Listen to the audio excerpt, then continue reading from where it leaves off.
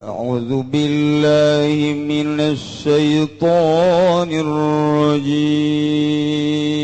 بسم الله الرحمن الرحيم اللهم صل على سيدنا محمد وعلى آل سيدنا محمد. Guru mursyid sageusna meniti dengan sulukna, jadilah manehana seorang manusia nu berderajat. Hiji titip guru mursyidna ngan sakieu hiji doang cek guru mursyidna, jelema nu mere moal kudu susah sakitu. Jelema nu mere moal kudu susah, tancepkeun ka jero hate, tanamkan di jero hate, lakeun di jero hate, jeung kudu daek bura beres salila hirup, sebab ieu dunia teh bakal ditinggalkeun. Geus lamun ku urang dibikeunan engke bakal kapagih jaga di akhirat. Allahumma ya rafi'ad darajat, Allahumma ya rafi'ad darajat, Allah. Assalamualaikum warahmatullahi wabarakatuh.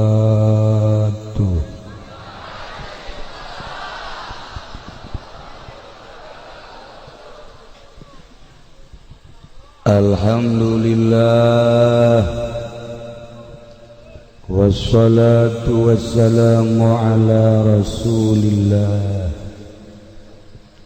Muhammad ibn Abdullah wa ala alihi wa sahbihi wa mawalah, amma ba'd.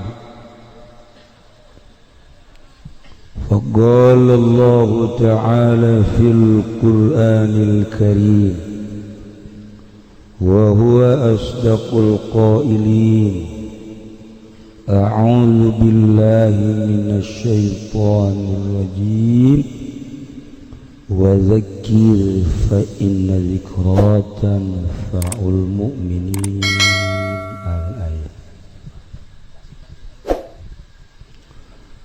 Langkung tipayun urang sami-sami nyanggakeun puja sinareng puji ka Gusti Allah anu Maha Suci, nguparantos masihan tina rupa-rupa nikmat ka urang sadayana, terutama nikmat anu kacida pisan ageungna nyaeta nikmat iman sinareng Islam. Shalawat sinareng salam mugia dilimpahkeun ka junjunan alam Kangjeng Nabi urang, Kangjeng Nabi Muhammad sallallahu alaihi wasallam, katut ka para kaluargina oge ka para sahabat-sahabatna rauh para tabi'in atba' tabi'in, al-mukarramun para alimin ulama, para asatiz, para tokoh masyarakat, bil khusus kapun guru urang sadayana, kasepuhan urang sadayana, kersana ama di dieu urang doakeun mudah-mudahan mantena dipanjangkeun yuswana, dipasihan kakiatan ku Gusti Allah Subhanahu wa ta'ala, biasa nyaangan ahli-ahli saantero nagara Banten, oge kakersana Kiai Haji Daud, Kiai Haji Badru, Kiai Kiai anu sanesna anu alhamdulillah katingali ku simkuring ku urang sadayana nu sakitu seueurna.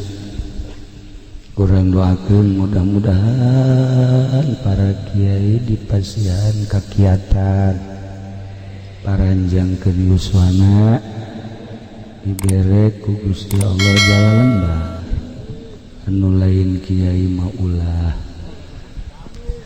teu oge ka kiai anu ti Tangerang alhamdulillah aya Kiai Ato, aya Kiai Udi, Kiai Haji Hamid, terutama Kiai anu tos maklum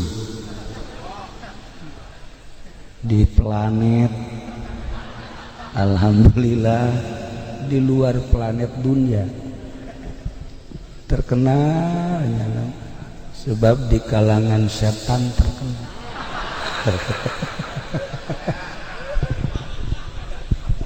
Alhamdulillah eksis hadir di dia oge ka sahibil walimah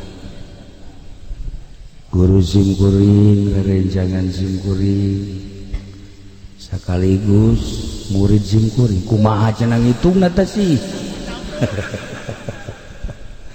Kiai Haji Jamaluddin urang doakeun serta keluarga Kiai Haji Asep sadayana we mudah-mudahan aya dina tangtayungan Gusti Allah Subhanahu wa taala.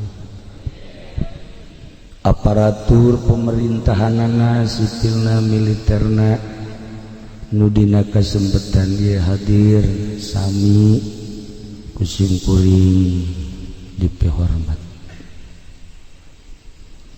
para qori nu alhamdulillah kagagas simkuring ka suara-suara qori asa hayang ngora deui hayang jadi qori baheula ajeun di qori juara kedua ti handap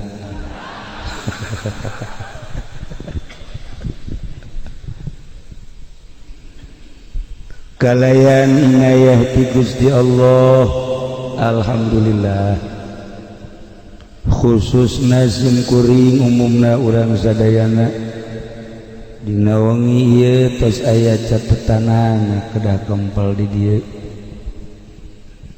ngareah-reah dorong doa ka Kiai Haji Jamaluddin padahal simkuring tos wanti-wanti haji bisi aya anu ngundang ulah ka Aad DJA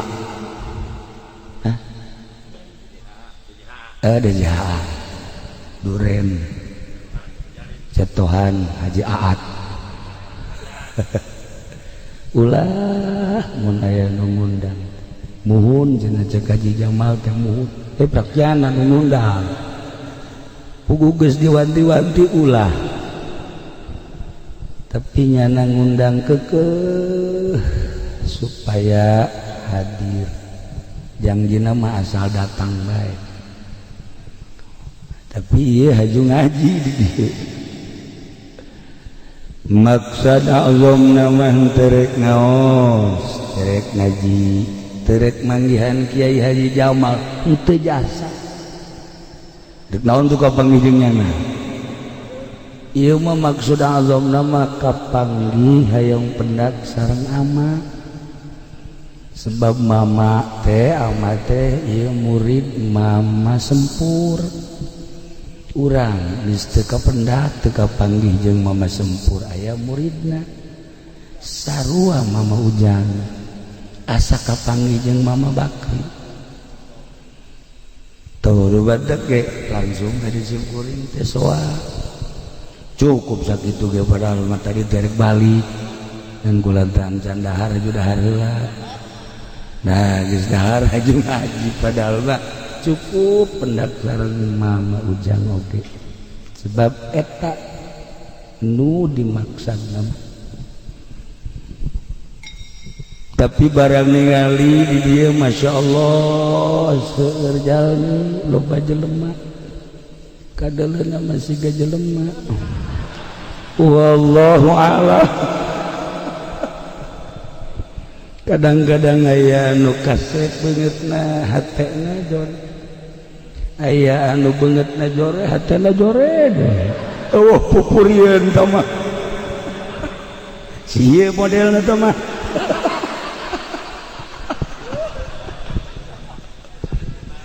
Aya anu kasep hatena kasep, geulis hatena geulis ngan kasep. Mudah-mudahan orang kujara di santri terus orang ngaraji orang tawadu di payungan Gusti sakieu ayana beungeut mah teu jadi ukuran sapira di dunia, tapi hate hayang pisan bersih bening. Meureun nu mentak ngararaji teh hayang bersih hate supaya ulah wawuh jeung bupati, supaya ulah wawuh jeung kapolres, ulah wawuh jeung kapolda, poe kate wawuh jeung kitu beneran wallahi besi pajar itu beneran arinya nama wawuh ka urang eueuh masalah, nu penting mere duit tuh sebakan tungguna jore kan. Bupati wa pemerintah wau jeung urang presiden sekalipun eueuh masalah, tapi urang ulah wau jeung manehanana. Daya Haji Fendi mah sabalikna.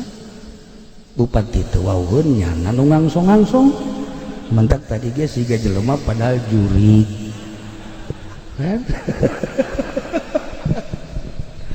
Nu jelas balas satutung di dunia mah sarua pada manusia nu jadi pejabat, pedagang, petani, kiai, santri, ujung-ujung nama hayang menang ridho Allah subhanahu wa ta'ala. Rek ngaji naon sim kuring di dia, jadi dia mah kiai hungkul komo ningali ama mah hese urang mun cara penca dek ka mana ngajurus ngajotos ka mana katangkis tuh kan ieu mah pan bebejana jago penca teh ye. Si ieu teh ka kaula teh nu menjaritakeun penca besi bisa, Cimande tamat, kalong ngampih aya, kalong ngampih sok narembel di sia mah aya. Tapi pernah ngajungkel ku Haji Salim lalagaan musruk cekulet teh cekulet teh itu penisa mana. Ya Allah, horenganan sebuah pengakuan mantap terjadi ukuran, terjadi ukuran atuh horenganan tebecus nanaon. Masya Allah, sigana we gagah make jas, duit mah teu mawa.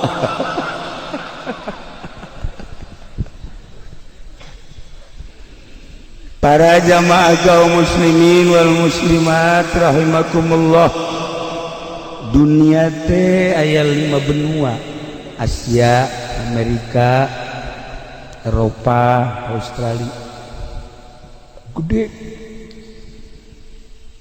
Di tengah-tengah dunia teh aya Indonesia, Masya Allah terkenal ke mancanegara. Di Indonesia teh aya Pulau Jawa, di Pulau Jawa teh aya Banten, di Banten teh aya Pandeglang. Beuh mantep. Ternyata Pandeglang teh lain sekedar tenar di Indonesia. Di Belanda teh tenar, di Perancis tenar, di Inggris tenar. Pokoknya masyhur urang Pandeglang teh maling tenar. Bisaan urang Pandeglang maling naon cenah kiai, maling daging aya mencit kebo. Urang Pandeglang makan terkenal nu mencit kebo di Mekah teh, nu mencit munding, mencit sapi urang Pandeglang. Urang Arab ge bingung, nu kuduna 2 kintal kok jadi 1 kintal. etalah hebat orang Pandeglang. Masya Allah, maling ge ka Mekah, kamu di Mekah ge maling terus pohana. Masya Allah. Ditanya kunaon sia maling ge? Udah deket Baitullah babari istighfar tolol merenya.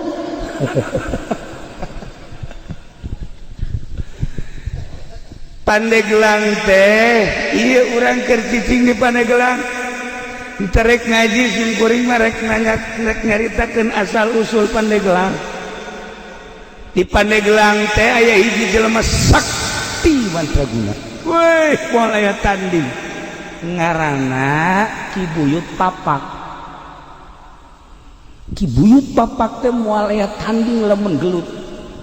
Moal aya tanding lamun ngamasalahkeun masalah kiai. Kakiaian aya di manehanana, kajawaraan aya di manehanana. Ki Buyut Papak teh boga kaistimewaanana mun dibeulem teu teurat. Urang Pandeglang mana mantap Ki Jamal ulah sambarangan eta. Oke, beres acara urang beulem coba. Moal teurat lah. Moal pati-pati atunya nanti. Ya Allah, nah Ibu Yud Papak teh seorang manusia, orang Pandeglang saktina luar biasa. Kabelah dia na tanding masalah, tanding gelut, tanding segala rupa, boga kamonesan, nyana leleukeunan, nyieun gelang. Tapi nyieun geulangna lain cara zaman kiwari. Belum, sanggeus tadi belum diketrokanana make leungeun. Yehe, urang Pandeglang mah tulas sambarang. Make leungeun di luhur batu. Eta sanggeus tadi belum ditakolan dibentukeun gelang. Dibentukeun gelang. Sanggeusna dipek-prekan. Ternyata ieu teh horenganan kudu dikacaikeun. Batu nu eta kumanehanana disimpenna di hiji tempat ngaran tempatna eta di Kabayan Cikole.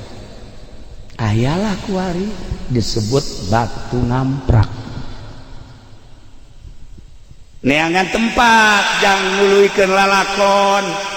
Aya di Cikolakeun Cikole di naon kitu ngaranna Kabayan keneh ngan Kabayan Citaman. Aya cai di dinya mah dibeulem dibentukeun make leungeun dipek-pekan teu kuateun batuna maka disebut batu beulah.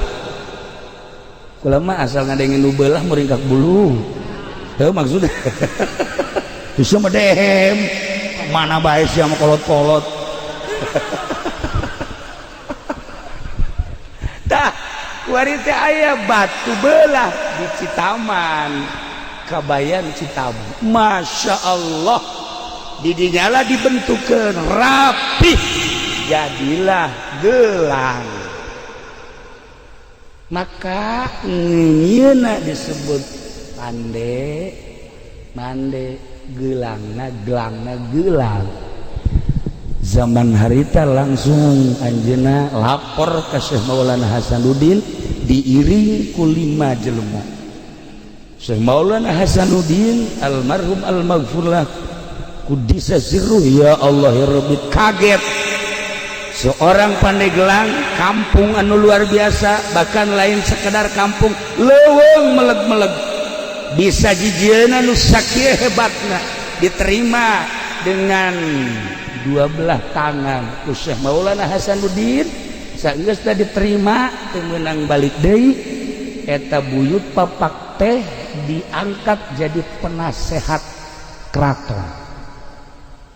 Jadi boga sejarah lain lalagaan, maka Pandeglang teh disebutna Panegelang. Lantaran zaman harita mah masih kena aya Belanda dilempengkeun Pandeglang. Sebab baheula Belanda mah loba Pandendres, pande dan lain-lain sebagainya. Nah, iyalah asal usul Pandeglang. Cek sakaol mah lain kitu. Sasari Hidayatullah teh nyerang Banten, babat Banten nu dititik beratkeun ka Syekh Maulana Hasanuddin pada tahun 1525 berhasil Banten teh dikuasai ku Sasari Hidayatullah tahun 1570. Maka Sasari Hidayatullah teh nitipkeun Banten sebab geus selesai. Kaselesaiana saur Sasari Hidayatullah, alhamdulillah Banten geus jadi milik urang. Terus sampekeun ka Lampung. Belah dituna Brebes, Tegal. Lain leutik-leutik keraton Banten teh di Brebes di Tegal, belah dituna Lampung. Masya Allah. Pajajaran teh ieu teh beunang ku Banten.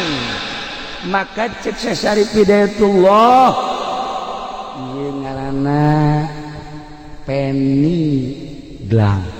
Peni teh nyambung, gelang teh gelang nyambung gelang bahasa kinayah. Maksudnya nyambunglah perpolitikan, nyambunglah perekonomian, dibangunlah ku Sasari Hidayatullah perpolitikan atas nama Banten jeung perekonomianana. Maka Banten teh boga Pandeglang lain leutik-leutik sejarah. Behe hebat Pandeglang teh, teman-teman bangga orang jadi orang Pandeglang. Boga sejarah dibaca lain sekedar ku orang Serang, lain sekedar ku orang Banten, dibaca di Belanda, dibaca di Jerman, dibaca di Perancis, dibaca di Inggris. Pandeglang teh sejarah internasional dengan nama Pandeglang seperti itu. Wah, Pandeglang. Tapi cekaruhun lain kitu Pandeglang teh. Pandeglang teh sawareh mah nyebutkeun ieu teh maksudna dedeleuan anu jelas. Bahasa dedeleuan anu jelas teh negla. Di Pandeglang teh aya hiji lembur ngaranna eta Sanghyang Herang. Sanghyang Herang kudu ka amat tah menyebutkeunana. Nanya na bangsa ke modal kos kitu moal nyaho mati. Di mana lembur Sanghyang Herang teh? Di dinya teh aya batu. Daerahna rada pasir. Di mana? Herang. Sanghyang Herang. Itu nyaho jepes ya. Itu sejarah sih bakal ditembak orang Prancis ya. Di mana? Sanghyang Herang. Di dinya teh rada pasir. Didinya aya batu gede, batu teh diesian ku 4 jelema, juruna teh lamun urang kadinya negla katempo ke arah utara, ke arah barat, ke arah selatan, timur, maka disebutna negla. Siapa lamun hayang negla dedeleuan tah ka Sanghyang Herang. Luar biasa. Maka kolot nyebutna tuh di Paneglaan. Mun hayang ngeuleuh ka mana-mana tuh Paneglaan. Nah eta teh bahasa karuhun. Sanghyang Herangna bahasa karuhun, peninggalan karuhun. Haju bahasana ge tuh Paneglaan cek karuhun. Geus Paneglaan teh dilempengkeun jadi Pandeglang.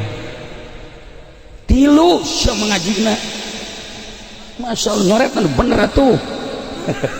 Tuh kan, iyalah Pandeglang, masya Allah. Iya sejarah lain sekadar dibaca di Indonesia, tapi dunia, masya Allah. Masih kayaknya ya riwayat-riwayat tentang wajah tasmiyah Pandeglang. Cuman nu dua deui dianggap dhaif, nu tilu eta mah mu'tamad. Ente coba ke perpustakaan Belanda bakal aya. Mun kukura dibacakeun bahasa Belandana ente kaget. Aya bahasa Inggrisnya pasti kaget. Moal aja aing bahasa Inggris teh nu nyaho mah ngan I love you doang. Iyalah Pandeglang. Eta sakadar wajah tasmiyah istimewa eta buyut papak teh hirup di keraton jadi penasehat Syekh Maulana Hasanuddin saat eta nu leuwih hebat deui di Pandeglang teh aya hiji kiai ngaranna Dasim lamun di Anyar eta teh ngaranna Jasim baheula teh Anyar teh lain Anyar eta teh Sudi Mampir baheula teh disebutna Anyar teh Sudi Mampir ketika Herman Danles ngebangun jalan disebut Anyar Panarukan setelah selesai jalan urang dinya teh nyebutna Anyar jalan Anyar buatan Danles nah ieu teh katelah bae orenganan eta teh bahasa Anyar teh di zaman Danles jadi kuari kasebut teh Anyar cek sakaoma lain kitu aya hiji jelema ngaranna Kiai Jasim Kiai Jasim teh menguasai ilmu zahir batin gawena ngan sakadar ngalalauk ka laut boga guru mursyid sageusna meniti dengan sulukna jadilah manehana seorang manusia nu berderajat hiji titip guru mursyidna ngan sakieu hiji doang cek guru mursyidna jelema nu mere moal kudu susah sakitu jelema nu mere moal kudu susah tancepkeun ka jero hate tanamkan di jero hate lakeun di jero hate jeung kudu daek bura beres salila hirup sebab ieu dunia teh bakal ditinggalkeun geus lamun ku urang dibikeunan engke bakal kapagih jaga di akhirat nya cak guruna teh jelema anu mere moal jadi susah moal susah ku mere akhirna manehanana ibadah di Anyar keur carita Anyar heula ibadahna nya nama lain sekedar di darat di mana beres ngaji ka laut di laut jangkar dikahandapkeun mancing ongkoh ngajaring ongkoh tapi salat ge di luhur parahu terus bae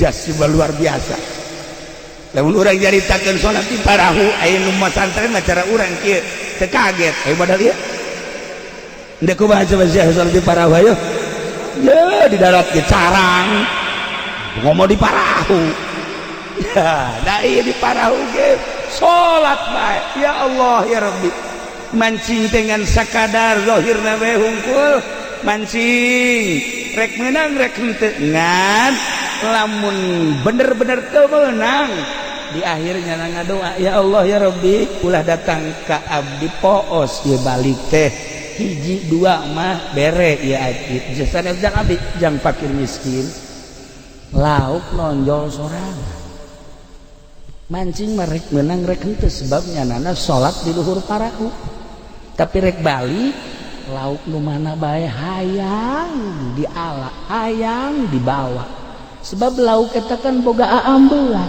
saha ieu nu mancing saha ieu nu di luhur parahu pasti ieu aing teh digunakeun mangpaat disodakohkeun didahar ku balerea haju dipake ibadah lauk ge hayangin kula kamari mancing jeung ieu ya beneran nih alal hak mancing Masya Allah barang mancing mulung gede sageus meunang suraknya ragag deui lauk emas anu kira-kira 5 kilo teh ragag deui nana kieu bae nanya ka kaula kieu kok ragag deui atuh lauk teh boga aambean tolol atuh nyahoun ngana ge aduh teh sambarangan lauk teh waliullah mah lamun mancing lauk rabeng solihin lamun ka laut lauk teh hayang dibawa ai si ieu mah lauk nu geus aya ge gocokok ini ya Allah ya Rabbi kunaasna teh ngirup ngaji sholawat atuh maca sholawat tah ieu karena Jasim satu ketika di Jasim asal maghrib memeh maghrib keluar dina laut maksudna geussan mancingna sebabnya jadi imam maghrib. Satu ketika ieu aya angin henteu bisa mendarat di laut. Masya Allah Gusti abdi teh imam di masjid teh di darat teh lamun eueuh abdi meureun jelema teh paburia ya Allah ya Rob sementara angin terus niup teu bisa mendarat. Terserah Gusti abdi mah sebab abdi mah ieu teh diparentah ku Gusti ka modelanana Ki Jasim di masjid ngimaman aya di laut aya. Deuh urang bisa kitu nyandung urang geus ya pokona mah moal kanyahon ku nu kolot di nu kolot aya di nu gora terus. Haji Agus itu kula minta jampena kayak heula Gus tenang heula nu kos kitu mau malah diturunkeun. Tuh ya ieu Jasim luar biasa Jasim Masya Allah. Nah satu ketika anjeunna ngadenge di darat teh budak leutik ceurik aya tiluna nu ceurik teh ditanya emakna di ieu kunaon budak careurik hampura Pak Jasim kunaon di kamari budak ieu lapar candahan. Masya Allah atuh lain bebeja cek manehanan lauk anu menang di laut langsung dibikeun kabeh geuna di dahar bahkan manehanana manitip di besi aya jelema-jelema nu kalaparan anu hese dahar bebeja ka kaula insyaallah kukula dibantu percis ku siapa kita mah kitu mun aya anu ceurik bebeja ka kula asal nu cerikna umur 17 tahun cewek deui. Wah malu bengkol baju mah heran aing mah. Kairlah Jasim. Akhirnya Ki Jasim teh terkenal di daerah anyar teh baheula mah sudi mampir keneh ditaluturkeun ku urang dina boga elmuna naon sih Pak Jasim Kiai Jasim hiji beti guru nu mere moal miskin moal susah ku sebab mere eta beti guru kula dipraktekeun ku urang dinya boga saeutik bikeun Masya Allah muyah mayah berkah asal yakin modalna yakin ieu kan nu hese ge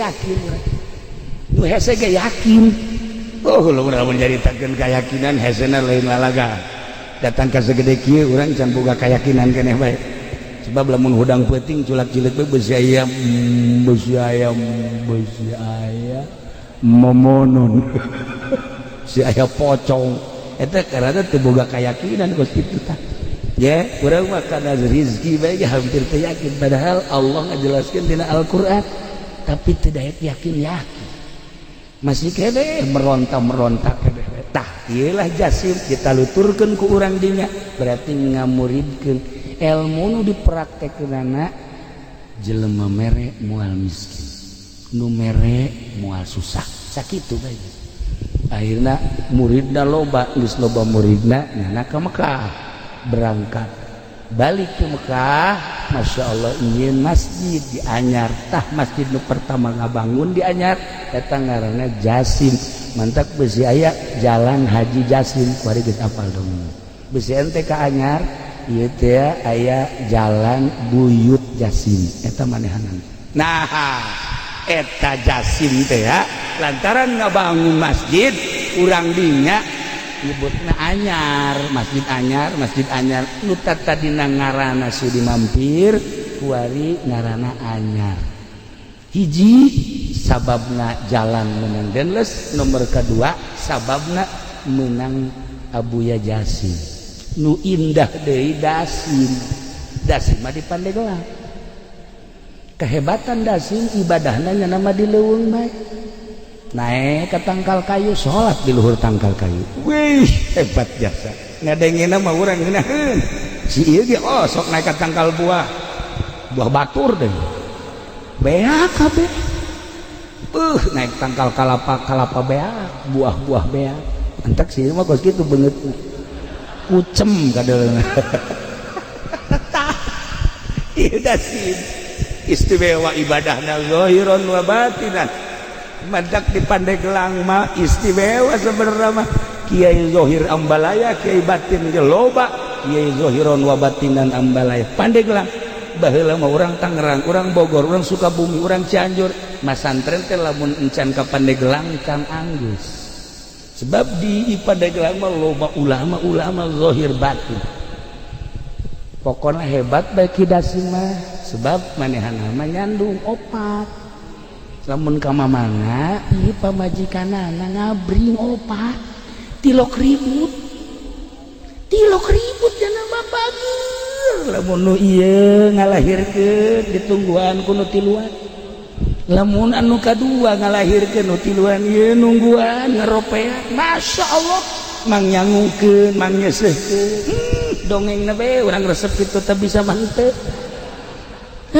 Ieu dasim nu aya di Pandeglang. Aya hiji jawara urang Tangerang. Nyabaklah ka Kiai Prawira almarhum almaghfurlah kasekong bebeja mal dibejakeun ngaranna sebab eta anak insuna loba keneh ayeuna bebeja mama abdi malah embung ilmu naon hayang ilmu naon tuh hayang ilmu bisa nyandung ulah sia nyandung mah engke eungap ieu dunia nu sakieu legana bakal karasa eungap nyawa sia kolong leuit eungap nyandung leuwih eungap tibatan cicing di kolong leuit sempit sakarasana imah na ngabangun urang tapi urang agag-agagan di kadinya imah nang urang mobil nang urang tapi ketika urang dek balik aya eueuhnya tah leuwih serem tibatan sepaan eta lamun nu kolot nu ngora mah biasa bae sih indah bae tah maung leuwih tibatan mau nu kolot lamun geus manyun bae waduh hareuda komo lamun geus jebris waduh jantung murang cek Mama Prawira ulah lah mun bisa mah ulah teh ulah mah ya hayang nyandung menta jampena dibere kieu jampena nya ieu dengekeun ku kabehan lamun urang ngala wudu ti zuhur wuduna eta kudu ditandean dina ember asar tandean dina ember cek Mama Prawira maghrib isya subuh tah serius haju lamun haju aya kalapa hejo tapas luhur jeung handapna bolongan saeutik setengahna inum ku urang setengahna deui cokot cai ti ember anu meunang wudu tadi hijikeun ka dinya haju tutupan bacaan ku maneh engke inumkeun ka pamajikan maneh ngan babacaanana moal dibikeun sakitu atuh sia nyarandung kabeh ieu nu bahayana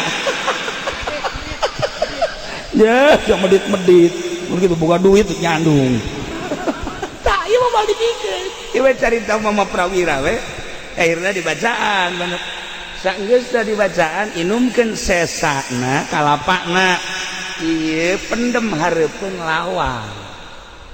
lawang saha lawang imah urang geus insyaallah dilaksanakeun jampena doang nu moal dibikeun tah eta alhamdulillah nu kolot nu ngora kabeh opatana namun ka mamana ngabri aku istimewa we pokona Masya Allah mamana ya Allah bajuna akur sagalan akur tilok mararah sama sekali eta jampe ti Mama Prawira banjurna luar biasa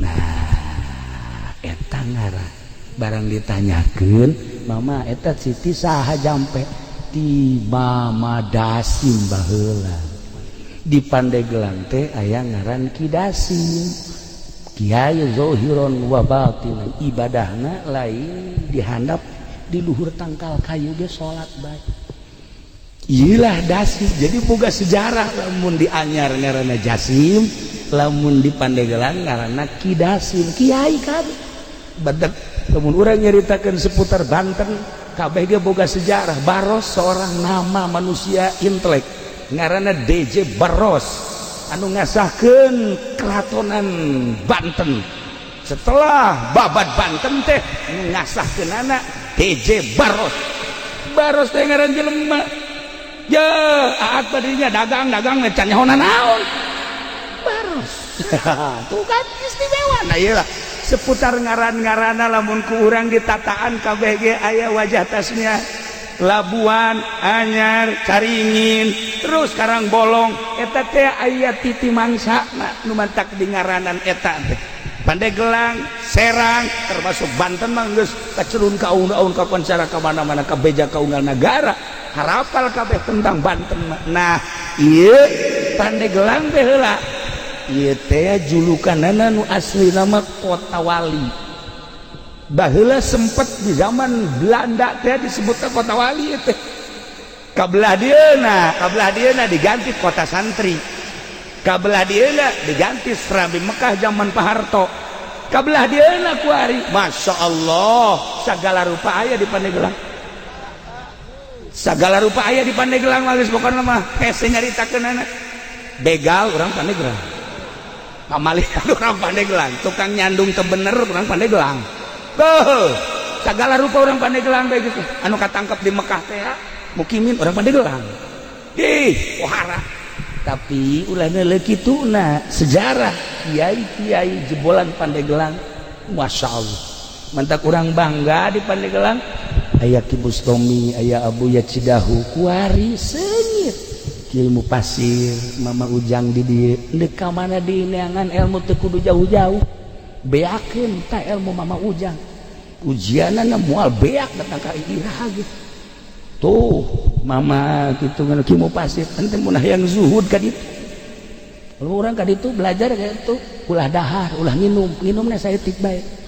Si ieu sapoe kuat, dua poe, tilu poe geus kieu bae tah. Iya, mabok zuhud cenah. Ya Allah ya Rabbi. Udah gue tinggal bangga na bae ngadenge. Masya Allah kuat amat, itu hebat amat, kiai anu hebat amat.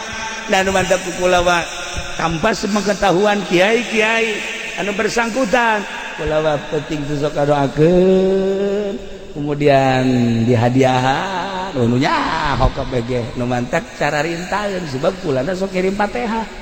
Ka ieu ge sok ila hadratir ruhi fendi al-Fatihah. Geus bae gitu, asa geus paeh tapi itulah para jamaah kaum muslimin wal muslimat rahimakumullah. Keistimewaan kidasin teh lain sakadar nyandung tetapi nyana horenganan seorang bengkong nu mantak di Pandeglang mah ilmu bengkong teh aya loba tuh. Pengkong lamun di Garut bengkong, lamun di urang pengkong, lamun ieu mah pengkor, beda setik lah. Eta teh keistimewaan kidasin teh bisa nyepitan, bisa nyundatanana babacaanana tuh baheula kula boga babaturan diturus eta teh almarhum Kiai Haji Hasim kabelah diana bareng jeung kaula di Garut Kiai Haji Tatang eta ilmu pengkong nama aya tadi dia diturus tah bahkan loba nu ngaralep. Tapi kidasin mah nyana mah kidasin lamun nyaba aju aya budak hayang disudatan kadia dicekal doang gitu make ieu doang simpreng beres make curug doang simpreng beres langsung. Ih hebat tak kidasin dakwah teh ya lain sakadar ngaji lain sakadar ilmu batin kajandung nyandung punyana didakwahkeun encan sampurna lalaki lamun can nyandung sakitu kapan gitu kan asal bisa jampena. Lamun teu bisa jampena ya ulah daripada haji urang agag-agagan balik ke mana ya aing balik ke mana ya aing imah nangieun nyana isada di Sisamling kepada eta teu beres dah ta ieu kidasim da pandai nyundatan haji nyundatanana mun keur teu mawa alat cukup make curug we.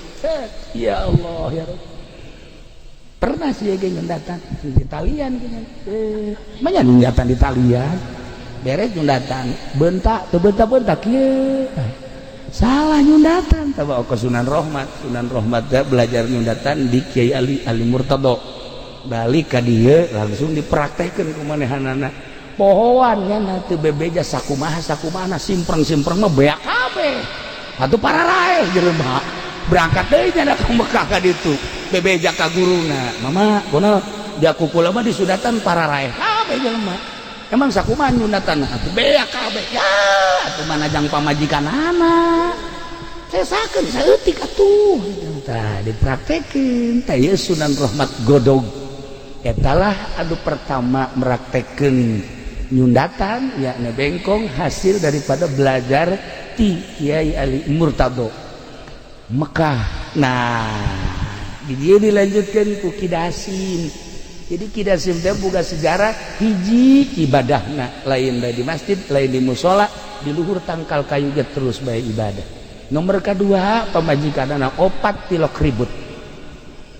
Nomor katiluna bisa nyundatanana tilok ceurik budak teh jeung tilok getihan.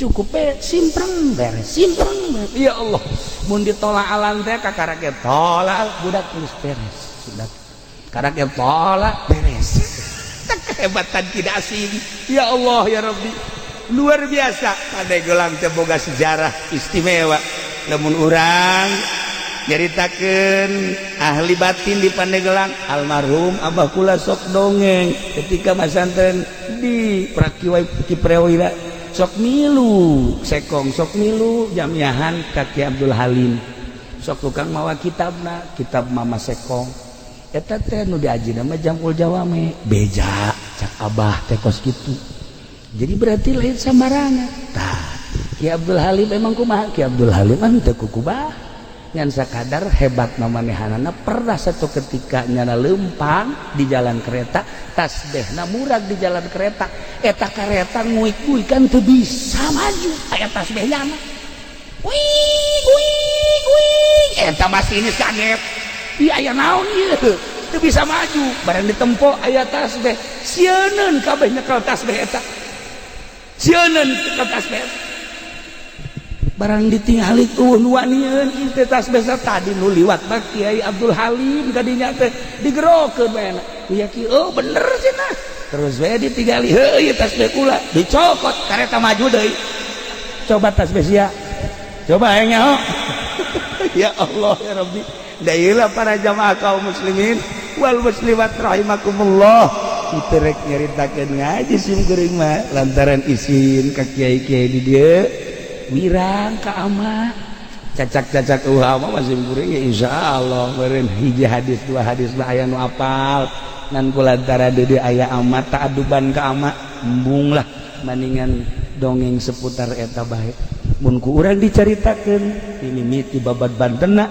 terus ka Pucuk Umbuna terus ka Serang terus Pandeglang Labuan aya saha di Labuan teh kaya di urang teh aya Syekh Daud Cibandat aya Syekh Asnawi Carini beuh lah dina aya Ki Husein Carita geus puguh di Bantenna aya Syekh Maulana Hasanuddin aya Syekh Yusuf ya Allah ya Rabbi kabelah dina aya Ki Abdul Halim aya Mamang Armin Cibuntu Kiai Prawira beuh pohara jasa disusul kuno kamari ieu urang apal Abuya Cidahu Abuya Bustomi jeung saantara-saantara urang nyaritakeun baros nyarita Pandeglang mah kaya santri kaya ustad kaya beunghar kiai Kiai Zohir jeung Kiai Batik teu kudu ka mana ngaji teh cukup di Pandeglang bae teangan lagi kiai anu berpolitik aya kiai nu tasawuf aya kiai anu macam-macam ente dek teangan kiai teu kudu ka Jawa Tengah Jawa Timur cukup dek belajar politik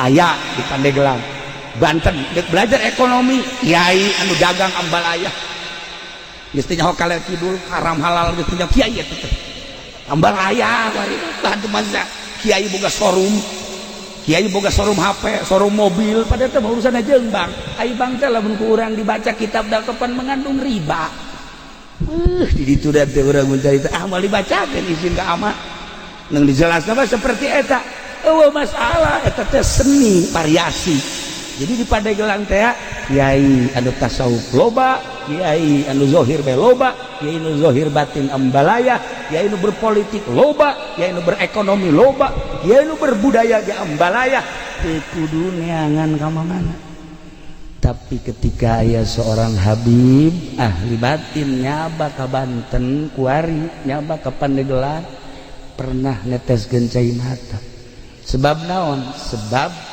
nyana bisa ngobrol jeung laut ketika nyana ngobrol jeung cai laut ceurik nyana sebab ieu laut teu katahan deuk naik ka dieu Gunung Karang hampir-hampir cak Habib ahli batin nu kukula kuari karandapan Habib teh hiji Habib Lutfi, dua Habib Umar, tilu Habib Japat, Habib Sehan, eta bangsa Habib-habib nu waduh aredan edan Allah ari sieu mah edan jahe kolot-kolot gitu tahu diri mah tuh Masya Allah itu beda jauh orang ngobrol seetik ke mana apalin hati orang ketebakan Masya Allah kadang meringkak bulu dah. Tapi aya satu kebanggaan Masya Allah indah jasa orang mun kapanggih jeung Habib-habib nu model kos kitu ngarasa handap diri orang ketika orang amprok jeung Habib begitu. Para jamaah kaum muslimin wal muslimat rahimakumullah, ialah cerita seputar Pandeglang, seputar Kiai. Ingat di Pandeglang aya 2 hiji Dasim di daerah dia, 2 Jasim di daerah Anyar.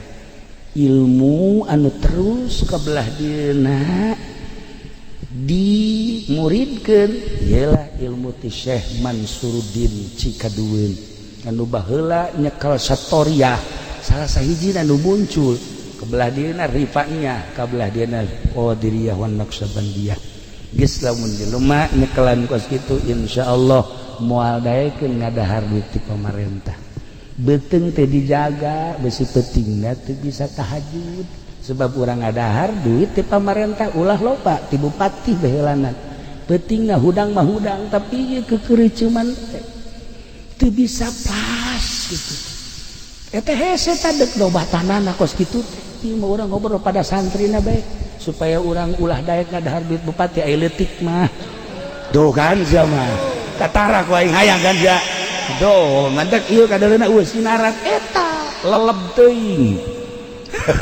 itulah para jamaah kaum muslimin wal muslimat rahimakumullah moal dilanjutkeun cerita-cerita selanjutnya jeung ngajina ge geus teu kudu make hadis jeung Al-Qur'an cukup cerita seputar Pandeglang jang cecekelan urang besi aya nu can apal wajah tasmiyati ti mangsa tentang Pandeglang jeung aya 2 kiai cikal bakal anu istimewa selain daripada ti Kesultanan Banten korenganan aya ngan ingat ieu keturunan Banten nu baheula mun asli ieu tembak baheula ku Belanda sebab jelema nu asli keturunan Banten teh boga ruhul jihad anu tinggi anti Belandana teh nampak dicatat dina sejarah kiai anu anti Belanda nyawa tarohadana nah nu ngancak nu arasli teh ka kampung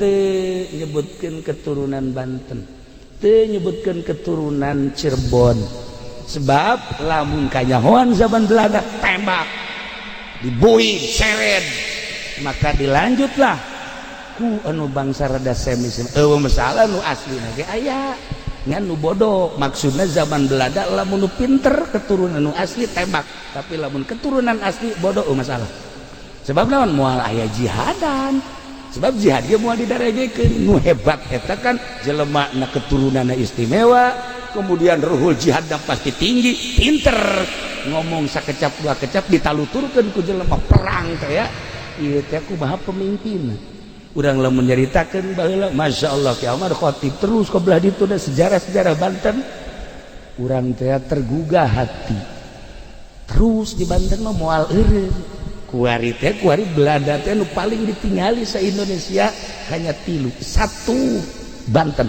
nomor kedua Makassar nomor katilu Madura 3 daerah eta mah geus bae orang Belanda per detik ieu masih kena naliti Banten Makassar Madura 3 eta mah geus lain lalagaan Masya Allah sebab lawan aya andil orang Makassar di Banten aya andil orang Banten di Makassar aya andil orang Banten di Madura aya andil orang Jawa Timur bukan Madura Jawa Timur di Banten nu 3 eta mah persatuanana luar biasa nu mantak menang ge babat Banten dibantulah ku orang-orang tersebut Maka sampai ayeuna orang-orang Belanda, Inggris, Prancis neliti saha nu bergerak di Banten, siapa orangnya, saha nu bergerak di Jawa Timur, siapa orangnya, saha nu bergerak di Makassar, saha jelemakna, sampai ayeuna masih kena diteliti keneh bae.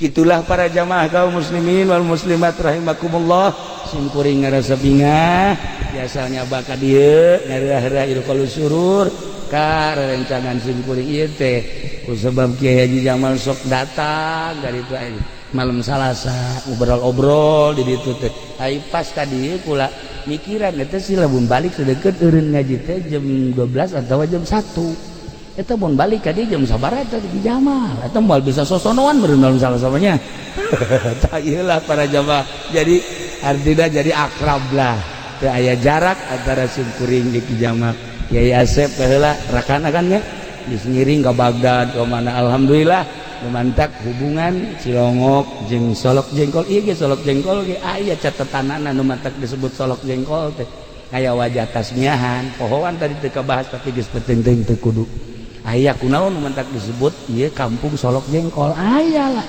ya para jamaah kaum muslimin wal muslimat rahimakumullah perkampung-perkampungna ieu teh aya menang Belanda baheula sejarahna aya di Belanda di Indonesia hese urang neanganana jadi mun hayang apal urang kudu ke Belanda ka ditu hese nah gitulah malam ieu alhamdulillahirabbil alamin jang menggugah sejarah ternyata Pandeglang lain sekadar daerah biasa-biasa kaya dengan potensi-potensi anu berjuang di keagamaan sampai ayeuna Pandeglang tetap diperhitungkeun kiaina jeung santrina ulah dikira Pandeglang lamun geus turun we ka Jakarta wah urang Jakarta sarieun beak sapi beak pasar beak urang Pandeglang itulah ya jadi malam ieu sakadar membuka supaya tergugah hati urang-urang Pandeglang supaya neruskeun cepat terjang leluhur urang cepat terjang karuhun-karuhun urang anu ibadahna mu ditataan kiai-kiai aya catetanana di Labuan aya kiai sabaraha kiai nu hebat di Anyar sabaraha Caringin aya sabaraha terus ke belah dieu ka Serang aya sabaraha Pandeglang aya sabaraha wah istimewa nu panglobana di Pandeglang di dieu gitulah seputar tentang Pandeglang hatunan gitu garada simkuring hapunten tina samudaya kalepatan sareng kakiranganana urang doakeun ama mudah-mudahan dibere kakiatan ku Gusti Allah Kiai Jamal sekeluarga mudah-mudahan dipasihan kanugrahan ku Gusti Allah kitu keneh keluargana Kiai Asep jeung sajabana sadayana mudah-mudahan aya dina rahmat Allah Subhanahu wa taala urang nu haladir di dieu di berbagai elemen mudah-mudahan sami-sami aya dina tangtaingan Gusti Allah Subhanahu wa taala doakeun simkuring insyaallah ngadoakeun urang pada silih doakeun dalam rangka lillahi kalimatillah sekemampuan urang pondok pesantren anu dakwah mimbar anu di pemerintahan anu di perekonomian hayu pada babarengan dakwah menuju ridho Allah Subhanahu wa taala terakhir putra Kiai Haji Jamal anu di sekitar urang doakeun mudah-mudahan janten jelema anu saleh bisa neruskeun ramana akina jeung uyutna ka dituna dalam rangka lillahi kalimatillah sakitu teh simkuring hapunten tina samudaya kalepatan sareng kakiranganana wallahul muwaffiq ila aqwamit thoriq wassalamualaikum warahmatullahi wabarakatuh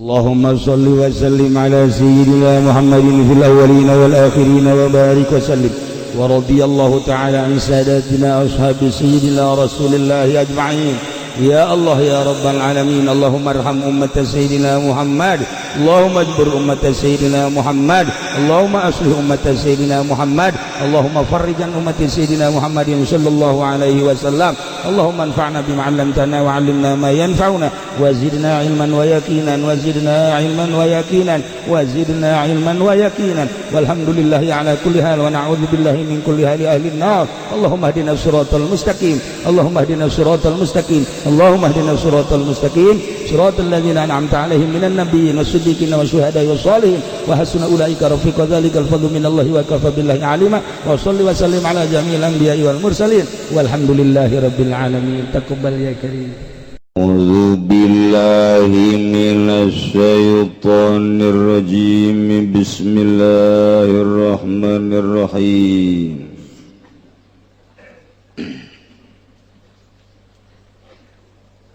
Wa 'alaiha irda'u waladiha laba.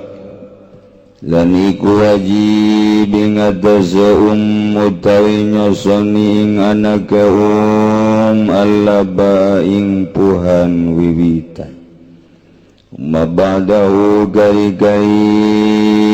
ing dalam sahusana yarda ilam yujad ilahi alamun waratin nemu angin sepaya wa ajnabiyatun atawa wadon kang bangsalian wajaba yarda'uhu maka wajib apa nyosoni ing walad wa in wujidata lan lamun tinemu ya karone lan ajnabiyah lam tujbaril maka ora den paksa sapa mboke in ragibat wa yaman kuatu abi maka lamun demen ya malaika iku kang den tikah dening bapane ya walad Allahumma wa fil asai maka ikut tetap kadua ya abi utawi nyegaing ing dalam munggu kawal asa kudu ngucap ingsun ala sawalai salahuman wa utawi kawal asa maiku aranana ikut tetap kadua ya abi utawi nyegaing as-sahawul aktharuna lan wistahaken wing kau sapa ulama ke kabe wallahu alam lan uta Allah iku kang maha uning ini tafaqa maka lamun mubakat ya karane lan nabi wa talabat dan nyupriya mujada mislin ing buruhan umpama ujibat maka dan subadanan yaun Al-Fawqaha tawain dalam sadu kuring ujrat mislin fala ujibat wa kadha intabarat ajnabiyatun aradiyat bi'aqalla fil azhar wa kadha lan halika yaikilahum lamun gawe kerna Allah sabawadon kang bangsalian atawa idaya ajnabiyah kalawan uburuhan kang leuwis titik kang leuwih kedik fil azhari ing dalam mungguh kaul azhar ila azhari ing dalam mungguh kaul azhar.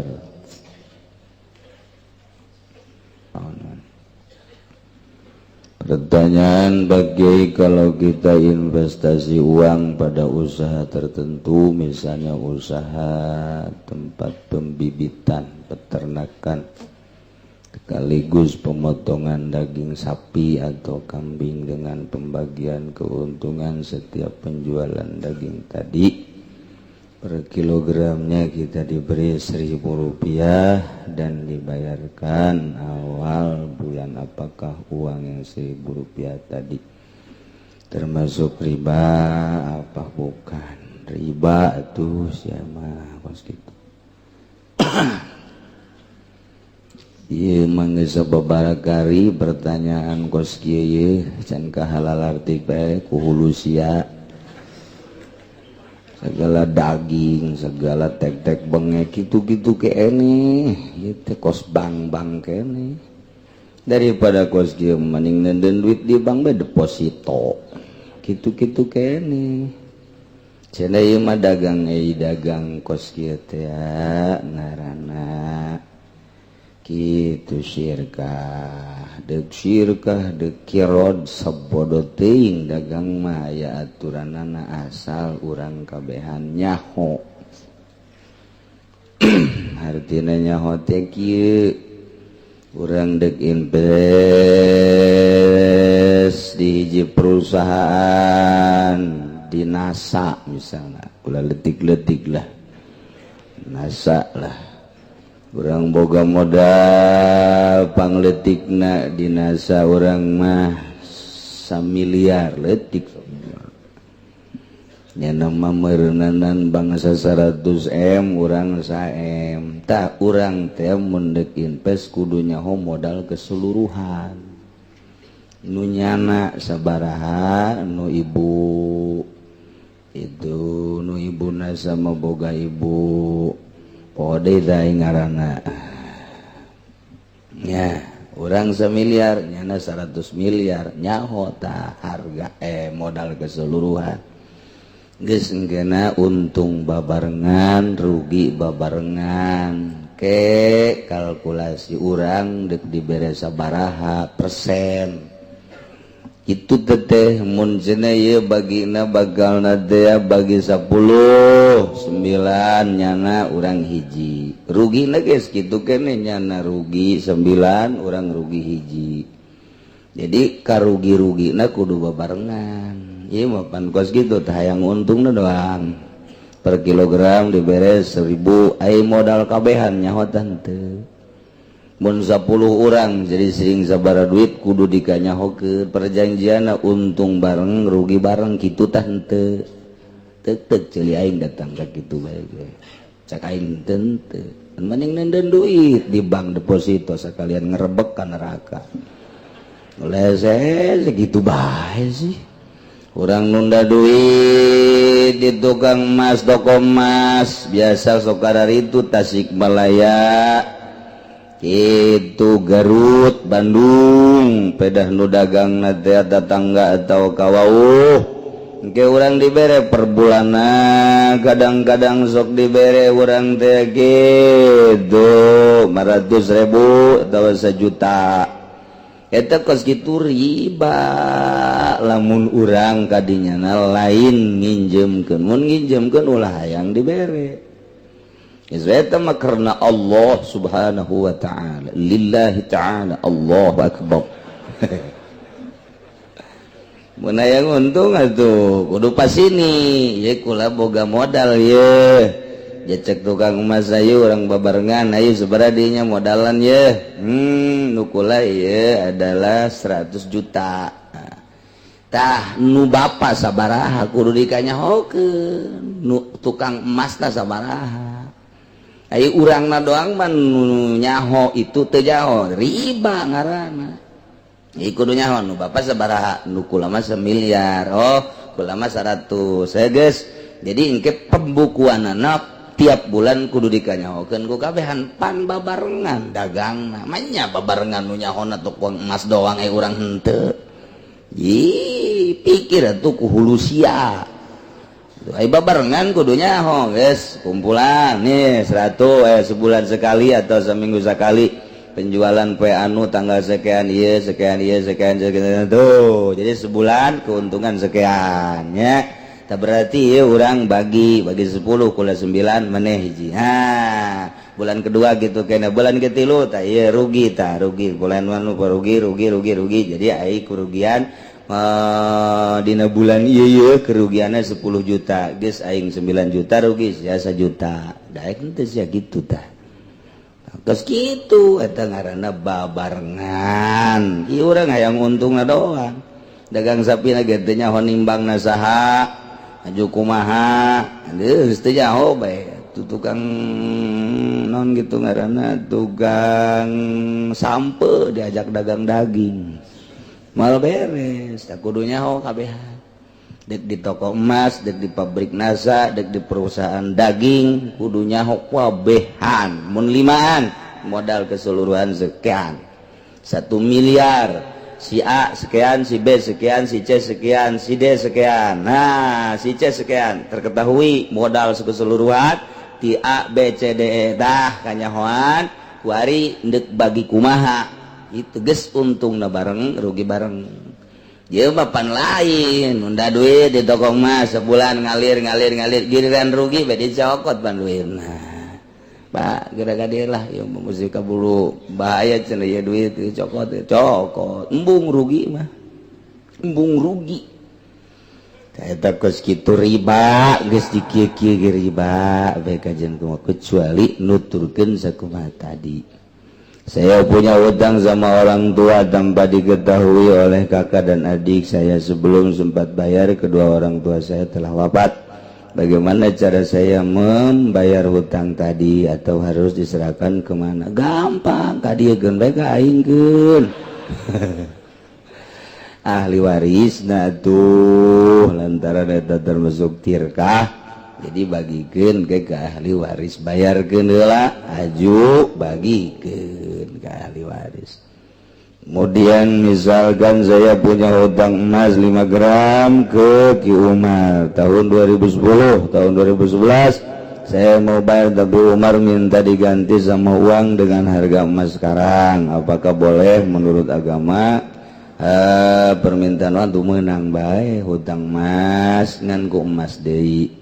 Mun tadina 10 gram bayar 10 gram deui. Tahun kamari hutang 10 gram ku ari 10 gram. Kabeneran hayang ku duit bae tinggal diduitkeun bae sabaraha duit. Ya geus kitu mah teh mah geus babarina deui. Geus beres.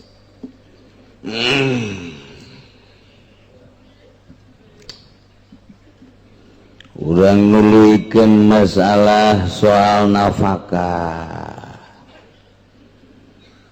Sarwiti kawin jeung Ki Zaid kuari boga anak ngalahirkeun Sarwiti. Eta anakna begitu datang ke alam dunia, Sarwiti sebagai ibuna wajib nyusuan anakna. Sakali deui. Walaiha wajib kanyi Sarwiti irdo waladiha nyusuan anakna Allah ba'akana susu pertama lantaran susu nu pertama etalah anu bakal ngajadikeun kekuatan kasih bayi maka wajib nyi Sarwiti nyusuan anakna kanu pertama wajib tah borosot azanan sunah ku bapana katuhu azanan kenca komatan supaya nu pangheulana kadenge kunyana ulah suara televisi ulah suara HP jauhkeun HP beusi keur borosot nang minung nah kadenge oh iya berarti ulah jauhkeun tina suara-suara kitu azan Allahu Akbar ngadengikeun orang teh oh sakieu ge urang di azanan nonton TV bae komo menteri azanan meureun baheula oh masyaallah tah beres andian atau geus dipandian azanan si orok dibersihan langsung susuan ku cai susu nu pertama laba ngaranna etalah anu bakal ngajadikeun kekuatan kanu jadi anak. Terbantak susu nu pertama eta mah sing hade tah indungna teh hartina sing hade teh barang daharna sebab eta nu ngamimitian bakal jadi cikal bakal di dirina sing hade barang daharna ulah meunang maling ulah meunang korupsi ulah meunang nyatut sing hade kadaharana ulah nu haram di daharna tah eta nu susu nu pertama eta nu bakal ngajadikeun pondasi budak mantak wajib tah nu pertama eta mah susuan budak teh eta ngade kuari mah geus teh darek nusuan si indung teh geus bae langsung gak bung cenah langsung susu sapi geus bae make susu sapi mentak kagedena ge atuh geus bae nya teh aja ngarasa sapi anak sapi kaditu teh geus kulantaran ngarasa anak sapi atuh neuleuh bikang teh kadituna atuh ongkos sapi bae kumaha neuleuh bikang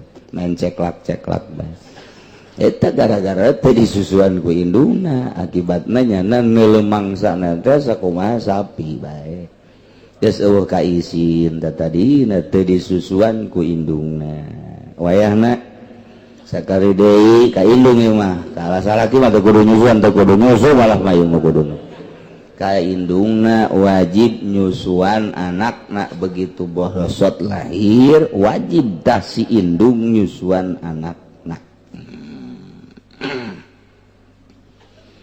saenggeusna nu pertama eta mah tak kadituna mah bebas cuma badahu sabada nyusuan anakna nu pertama ilam yujad ilahiyya au ajabiyatun wajaba irda'uhu lamun sasa kecuali indungna neangan nurek nyusuan nu sejen lain cara di Arab, lain cara di Eropa, lain cara di Timur Tengah babari neangan anu kuli nyusu teh di urang mah jarang panu kuli nyusu tah kulantaran hese indungna teangan sakadar indungna dok wajib diteruskan ku indungna disusuan. Lamun aya nu sejen, lamun nu sejen aya nu siap nyusuan kakarak menang disusukeun ka nu sejen. Pokona mah sahabat mah nu aya saenggeusna nu pertama mah teu meunang ku sasakudu ku indungna bae. Lamun eueuh kadang-kadang indungna eueuh cai susuan ulah waka disusuan ku sasaeulangan. Ulah waka bere bae madu, bere bae naon bae cai beas ke. Mal kebel di asana wadang ya budak. Eta ku indung bere lah. Nungguan indungna supaya aya cai susuan. Ya resepna cek Imam Ghazali, daharlah ngadaharlah bangsa sayur mayur nu loba, bangsa senggang, kangkung jeung sajabana, tangke subur cai susuna, susukeun ka anakna. Nu pertama mah tungguan ulah disusuan ku sasaha. Geus beres susu nu pertama tak kakarak mun sasaha ku indungna deui. Mun aya nu sejen indungna ngameunangkeun mangga bapana ngameunangkeun mangga disusuan kudu sejen. Ieu ka urusan nyusuan mah geus rapih agama deuk kumaha deui. Deuk kumaha deui. Masya Allah, ieu nu jadi masalah teh kuari mah ieu ngalahirkeun ieu nu jadi masalah teh. Asana bidan cukup jang ka neraka kos kitu bae teh. Tepuguh tekaru di USG padahal normal, lantaran lamun normal mah cukup ku 1 juta 2 juta, tapi lamun di sesar mah 8 sampai 10 juta, sedangkan rumah sakit yang ngejar target eta tah. Nah maka disalahgunakeun USG, tinggal USG urang mah urang bodoh, urang lembur teh nyaho malang, teh nyaho nyungsang, teh nyaho ari-ari naik ka luhur. Geus teh nyaho we disingseun. Waduh, ini kalau seminggu lagi tidak lurus, nah ini harus disesar. Geus ceurik bae, utang hitung bae. Aset nu aya naon ieu sepeda kempes.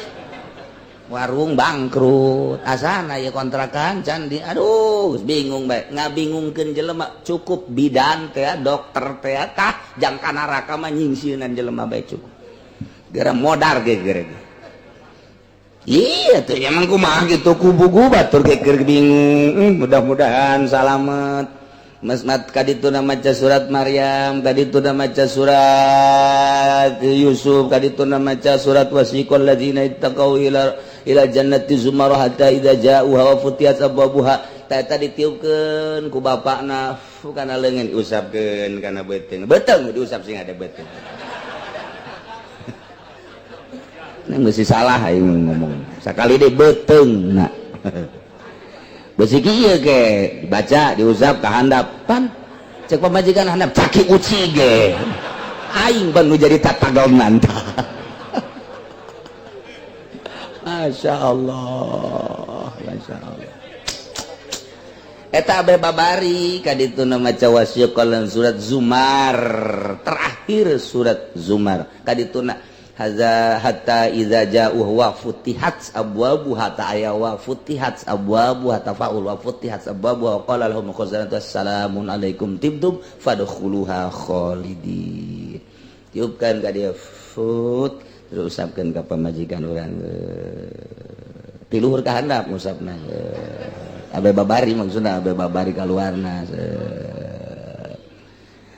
Baca deh bismillahirrahmanirrahim siyaqal ladzina taqaw ilal jannati sampai tadi fadkhuluha khalidin tiup usapkeun tuh jampena babari mah USG gitu dia USG. Waduh ini tali ari-arinya di atas ini disingsieunan kecuali serius masalah guys, tapi ieu 99,9,9 deh nyingsieunan wayahna lah coba urang sambil neangan duit sebagai dokter sebagai bidan sambil urang nulungan Allah maha uningan malah mah kudu cara madukun baheula manok bagus jasa ieu manis tenang bae masalah kayak disangsurkeun ku umat dilempengkeun eta ngangeunaheun kanu hamilna ulah boga pikiran ku kumanok ya ieu mah geus bagus jasa tinggal nungguan waktuna doang tuh geus nikmatkeun jasa ngeunaheun tah jeung madukun mah baheula teh kos kitu barang loba bidan WSG waduh ini mah udah kalau enggak besok ini bahaya udah saya sarah aja disingsieunan geus sababaraha macemnya sieun nya teu boga duit kapan geus macem-macem jasa ta eta teh nyingsieunan kitu teh doraka gitu. Masya Allah naya di akhir zaman mah beki canggih beki sararieun baheula mah madukun diusapan digedog diluruskeun masalah nok di meja bagus padahal mah aya masalah tetep di bejana masalah kayak ku emak dibantuan mana salah kina di tengah heujeun pamajikan anu ngalahir salakina anu ngaheujeun ngabantuan ceknya nama naon barunan kos gitu jadi tenang madukun baheula dukun paraji nenangkeun entek tara renang bae masalah gua Imam Sesar mikiran anak kedua aduh anak pertama ge disesar rempang jeung anak kedua ieu kumaha tuh loba ku ari anu kabingungan Masya Allah mudah-mudahan dokter-dokter jeung para bidan-bidan dibere hatena terbuka ku Gusti Allah sehingga bisa nganasehatan ka pasena bisa nenangkeun ka pasena bisa digawena sesuai jeung aturanana sehingga menang ridho Allah Subhanahu wa taala. Ngeunah biasa muncak bidan teh ja bagus. Nanaon geus iraha meuleus gara datang bae geus kadecan meuleus mah teu kudu. Kitu pangeunaheun tah ke bae. Cuma lain ini harus segera. Wah, ini bahaya ceuk teh. Datang mah ka rumah sakit teh ieu teh itu diimpus henteu dan nungguan heula. Ini baru pembukaan satu tapi ini udah pembukaan satu udah tidur aja ada di situ. 5 poe pan HS teh lain saya aku nunggu dibayar. Ceknya nama naon mun heuh di mushola mah bebas. Masyaallah karim. Aduh. Taya ngalahirna supaya rarapih ka para bidan maksudna kabehan supaya menang ridho Allah Subhanahu wa ta'ala nulungan tate nulungan jasa bu ganjaran gede lahir maka wajib indungna nyusuan anakna nu pertama eta nu kaduana katilu dan selanjutna mun eueuh sasangan aya indungna dok wajib indungna nyusuan atau aya nu sejen nah ieu terserah besi endek di kanu sejenkeun cara di timur tengah di Arab atau di Eropa ge loba nu kuli nyusu nah ieu dipersilahkeun wajib disusuan wa in wujidata tadi malamun eueuh sasa ilahia kecuali indungna wajib indungna nyusuan eueuh sasaha ila ajnabiyatun kecuali awewe nu sejen eueuh sasa ngan aya ge nu sejen dong wajib nu sejen nyusuan sebab mun teu nyusuan domadarat idror ngamadaratkeun cek syariat bisa maot mun teu disusuan wa in wujidata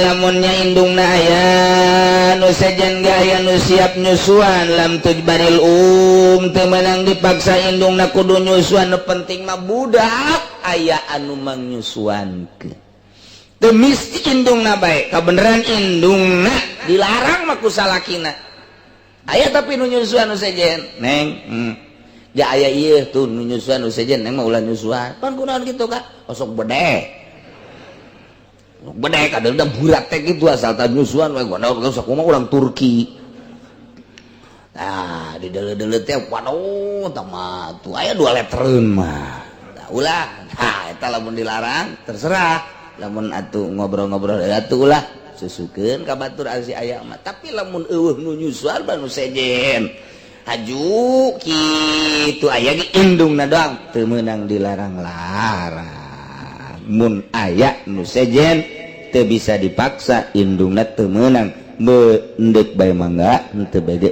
masalah bayeun rogibat wa yaman gua tu abi mun nyanana hayangeun si indungna nyusuan resep pisan ka anak rasa deudeuh rasa cinta sedengkeun indungna teh termasuk nu ditikah ku bapana eta teh tadi palahuman wa pilasoh meunang nu jadi bapana ngalarang pamajikan asli nah ieu dilarang ulah nyusuan geus bikin bae kanu sejen teu naon kos kitu Aisyah 7 kabehan tapi cekaul asoh laisa lahu man uha teu meunang kanu jadi salakina yen ka bapana eta budak ngalarang indung budak tina nyusuhan wa sahahul aktsarun disahihkeun kaul nu ieu khususna ulama wallahu a'lam fa ini tafaqa talabat ujrata misin ujibat wari pamajikan jeung bapana budak jeung emakna jadi suami istri pas ini geus kuari malah disusuanana sanajana nu sejen ge ku neng bae oh ku neng bae ulah ku nu sejen ulah atuh teu naon tadi mah kula moal yang bebas bae gitu henteu lah ku neng bae susuan cek salakina teh cek pamajikanna teu teu naon ngan kurang mah bayar sabaraha tuh bayarna teh eta teh sapoe teh kudu dibayar 50.000 eta harga biasa eta 50.000 teh harga biasa cek salakina lamun sapoe 50.000 10 poe 500 sebulan 1,5 juta kan pencit bae aing atuh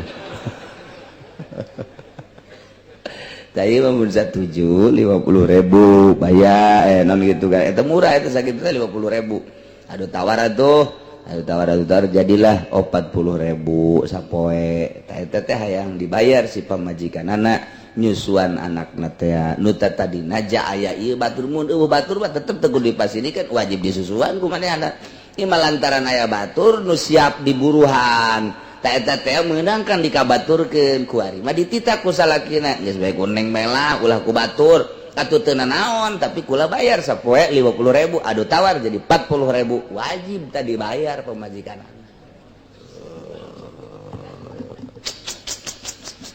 gitu ya sehingga deh kebalik aja yang minta bayaran deh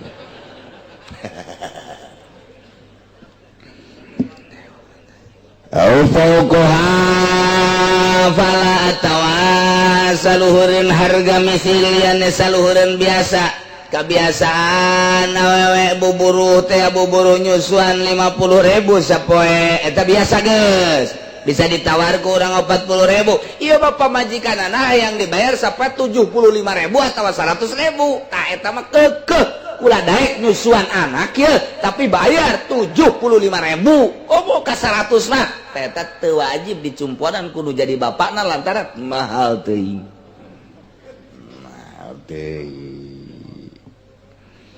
wa kadza in tabarat ajnabiyatun aradiyat bi agol fil azhar kitu kene seperti indungna in tabarat lamun gawe karena Allah deungeun awewe tatanggana awewe kawauhna atawa deungeun nya siap menyusuankeun karena Allah ka eta teh dipersilakeun sakumaha kos indungna bae auradiat biakola tawarido ku harga nu leuwih saeutik tibatan harga umpama harga misilna 50.000 tapi nya nama ridoeun tapi nya nama siapeun ku harga leuwih saeutik batan 50.000 cukup bae cekna 20.000 mangga teh teuing tina ujroh misil nu tadina 50.000 ieu mah geus 20.000 bae mangga wajib lain mangga wajib diijabah kuno jadi salaki naku bapak eta budak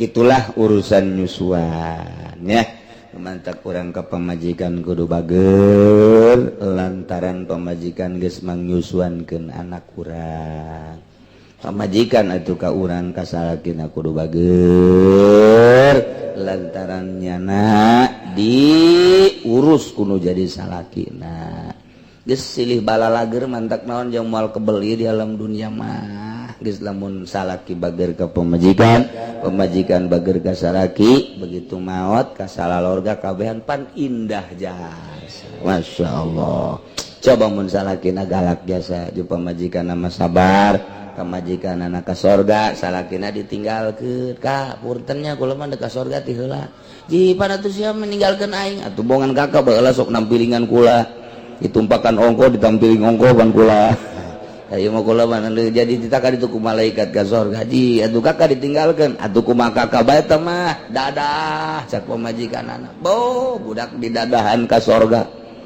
ih padung kabina-bina entak wayahna kanu jadi salakina bageran si pamajikan ge bager ka salakina moal karabel deui urang teh bakal ninggalkeun dunya wallahu a'lam